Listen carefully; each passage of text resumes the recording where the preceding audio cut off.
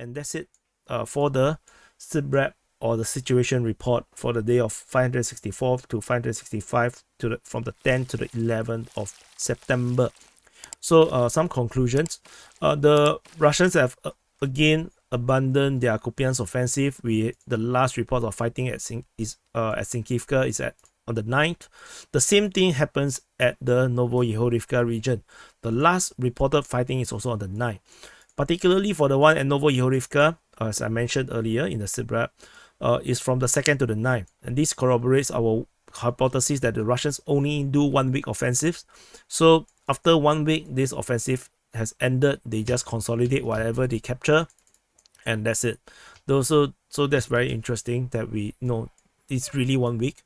Another interesting information is Novomaiorske forestry. The Ukrainians are making some headways as they continue to do this attack within the forest, with geolocation of Ukrainian forces deeper than the previous established Russian lines, which was around here. So the Ukrainian forces are actually breaking a bit into the gray zone, because most of this area is considered gray zone. So let's see how this goes. Another one is Sperne. The Russians disappeared from Sperne. I did a quick video on this. A lot of people don't want to watch it, but that's it. But that's what it is. Pro-Russian, pro-Ukraine. No, not pro-Ukraine, but news that is Ukrainian, more Ukrainian friendly. Doesn't really do well on DPA's channel, but that's how it is. So these 3 positions, the Ukrainian forces probably have most of Sperne. So we move on. In the north of Bakhmut, the Russians make some little push around Berkivka region, and not sure if they will continue to move out further. But given how the Russians operate, probably not. And in the south, the Ukrainian lines have reached all the way here now. With this much area here is gray zone. So the Russian forces are probably going to be pushed out very, very soon, if we were to believe the Ukrainian information.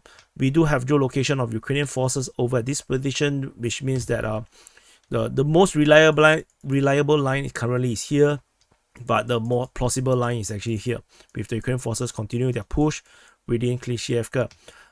Once they manage to push the Russians out, I think we will see the Ukrainian Defense Ministry declaring some kind of victory over Klishchiivka very, very soon. We have Andriivka continue to be in the gray zone. Previously, I reported this as a Ukrainian capture. However, there's geolocation to show that the Russians are still on the outskirts, and as a result, the Ukrainians do not dare to enter to claim the town. So we shall continue to monitor this situation over at Andriivka. Fighting is still very fierce in this area here, and similarly, fighting is very fierce over at the Kudyumivka region.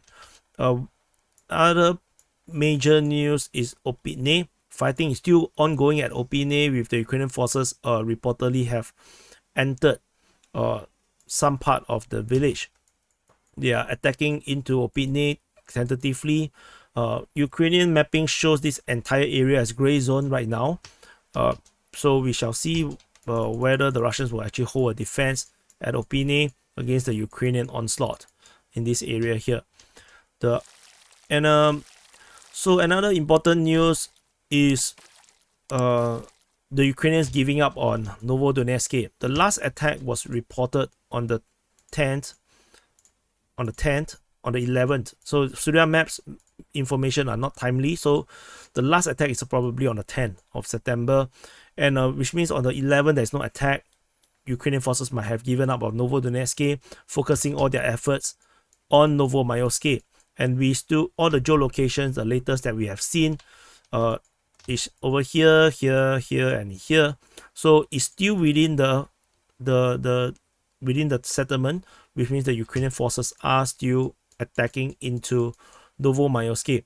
But this is not a easy attack, because the Russian forces continue to drone strike or artillery strike Ukrainian forces while they are on the way there. So and we do have the Russian Defense Ministry mention about using artillery to stop Ukrainian forces from crossing the Shetenka River north of Novomaiorske.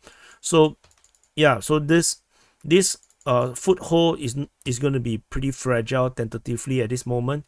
But the Ukrainian forces have indeed gathered a huge force, and if they are going to put all of them towards Novomaiorske, maybe they're going to have this result eventually. Another important information is the Ukrainian forces counterattacking in the north of Kryone and are able to capture some of these grounds that the Russian counterattack have managed to capture. So yeah, but it looks like it's going to be pretty much a dead space there. The final of this important front lines is at Orikhiv. The important thing to note about the fighting around Robotine, Novoprokopivka, and Verbove, this triangle, is that we do not have reports of fighting at Verbove on the 10th and the 11th, which means the Ukrainian forces were actually focusing all their effort on Novoprokopivka. From Robotine down south and from the east of Robotine and in the northeastern part of Novoprokopivka, this is where the focus is. The Ukrainians seems to have given up on Verbove. This until in today's Russian Defense Ministry report, they mentioned about defending against Ukrainian forces in the area of Verbove. But we shall continue to monitor to see if this is the case, where the Ukrainian forces actually put all their attention now on Novoprokopivka. We do have certain geolocations that shows that the Russian forces are probably very, very close, much more tighter. The lines are much more tighter than previously believed to be, with the Ukrainian forces holding a very fragile front line, particularly around this area here. And the Russians are likely to overrun them, given the intensity of the geolocations that we are seeing of Ukrainian forces getting killed off around this area here. The Ukrainian forces focus tentatively seems to be like this. And with geolocation of Ukrainian forces at this position, do suggest that this entrenchment over here has been captured by the Ukrainian forces. The main one is still unclear, probably still under Russian control at this moment, but the Ukrainian forces will probably continue to push towards Novoprokopivka before the weather turns. But the weather still holding up. There are some rain in Donetsk being reported by Patrick Lancaster. I also look at the weather forecast. This week a bit wet here and there, but the next week will be full sunny days in Donetsk. So of course that is only Donetsk, may not be applicable to this area here, but we shall continue to see how the weather goes and how everything goes. And otherwise, the last of which is Ukrainians capturing oil rigs, which they probably not going to do much there. But yeah, it is a PR victory for the Ukrainians, no doubt.